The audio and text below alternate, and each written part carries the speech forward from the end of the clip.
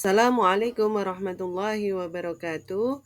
Pada kesempatan ini saya akan memaparkan aksi nyata modul 1.1 tentang penerapan filosofi pemikiran Ki Hajar Dewantoro.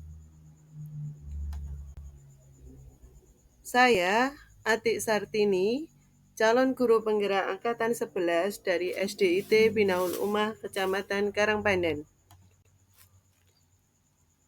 Filosofi pemikiran menurut Ki Hajar Dewantoro itu menyadarkan saya bahwa mendidik itu tidak hanya sekedar mentransfer ilmu, melainkan juga menuntun murid untuk menumbuhkan kekuatan kodratnya.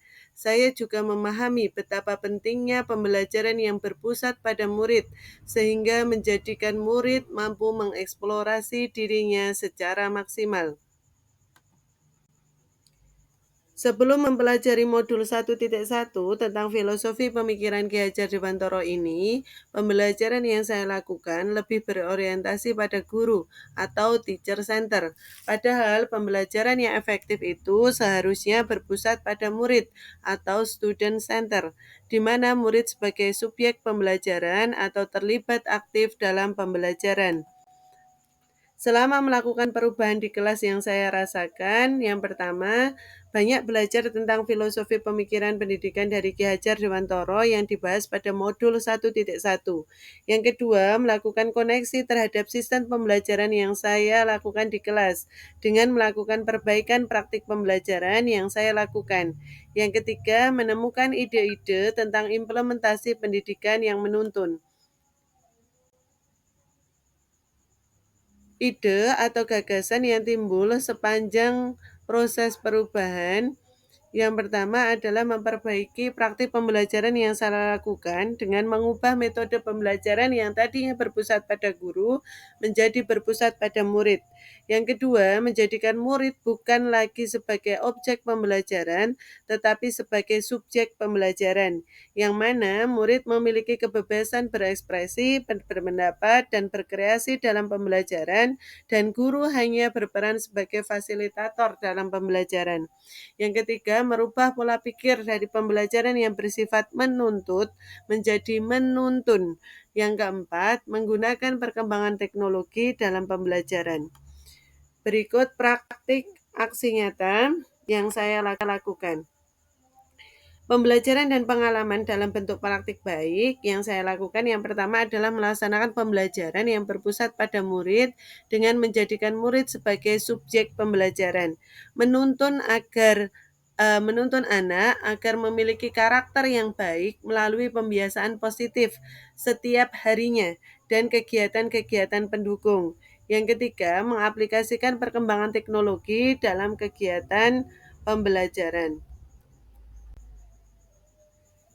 Pada taraf perencanaan, yang pertama yang saya lakukan adalah melakukan diskusi dengan teman sejawat. Yang kedua, menyiapkan perangkat pembelajaran yang terdiri dari modul ajar, media pembelajaran, LKPD, dan perangkat lainnya. Selanjutnya, pada tahap pelaksanaan, sebelum kegiatan pembelajaran diawali dengan pembiasaan positif, yakni sholat duha dan mengaji bersama. Pada kegiatan pendahuluan, diawali dengan berdoa bersama dan menyanyikan lagu nasional untuk memupuk rasa nasionalisme. Pelaksanaan kegiatan pembelajaran yang saya lakukan menggunakan model pembelajaran berbasis masalah atau problem-based learning, di mana model pembelajaran ini merupakan model pembelajaran yang dapat menjadikan siswa lebih aktif dan interaktif dalam pembelajaran, sehingga tujuan pembelajaran yang berpusat pada murid harapannya bisa tercapai. Sintak model pembelajaran PBL adalah sebagai berikut. Yang pertama adalah sintak pertama, orientasi masalah pada peserta didik, di mana peserta didik bersama guru menyaksikan video cerita fabel pada gambar. Yang kedua, peserta didik memperhatikan yang ditunjukkan guru, di mana guru menunjukkan kartu tanda baca koma dan siswa menjawab pertanyaan yang diberikan. Sinta kedua, mengorganisasikan peserta didik untuk belajar, di mana peserta didik dibagi menjadi 6 kelompok.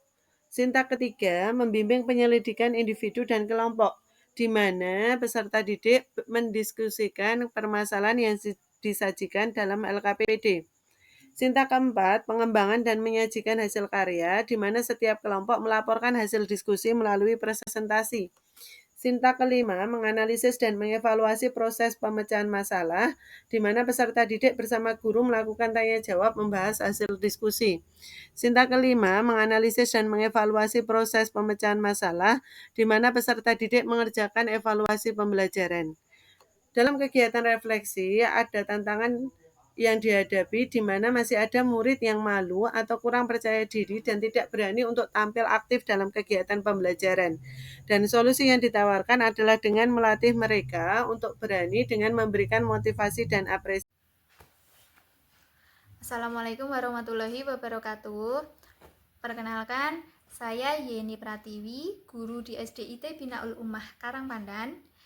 Di sini saya akan memberikan testimoni untuk Ibu Atik Sartini. Ibu Atik Sartini merupakan guru yang inovatif dan dalam setiap pembelajaran selalu memberikan metode dan strategi yang menarik sehingga anak-anak itu selalu antusias, bersemangat dalam belajar. Nah, beliau juga selalu menerapkan ilmu-ilmu dari calon guru penggerak yang membuat anak-anak menjadi aktif, nyaman dalam belajar, sehingga kelas pun terkondisi dengan baik.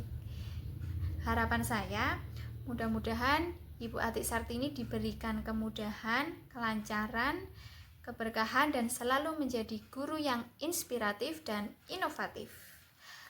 Sekian dari saya. Wassalamualaikum warahmatullahi wabarakatuh.